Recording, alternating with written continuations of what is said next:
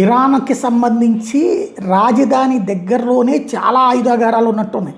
ఆ మధ్యన మొక్తజా కొమైనీ ఛార్జ్ తీసుకోకముందు, కొమైనీ చచ్చిపోయాక మొక్తజా కొమైనీ ఛార్జ్ తీసుకునే లోపు టెహ్రాన్లో ఉన్నటువంటి ఆ కట్టడం ఇది కొమైనీ కట్టడానికి దగ్గరలో ఒక 500 మీటర్ల దూరంలో ఒక పెద్ద అండర్ గ్రౌండ్ డెన్ ఉందని చెప్పి విజువల్స్ చూపించి మరి ఇజ్రాయెల్ పేల్చి పడేసింది.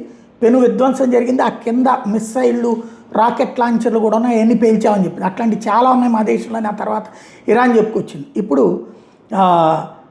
పర్చీన్ నియర్ ప్రాంతంలో, టెహ్రాన్ దగ్గరలో పర్చీన్ ప్రాంతంలోని ఇలాంటి బంకర్ ఏదో ఉంది, దాని మీద మిస్సైల్ అటాక్ చేసింది ఇజ్రాయెల్. ఇదిగో ఇట్లా ఒక్కసారిగా విరుచుకుపడడంతో మిస్సైళ్ళు బాంబులు కురిపించినాయి. ఆ ప్రాంతం అంతా ఇట్లా పెను విధ్వంసం చోటు చేసుకుంది.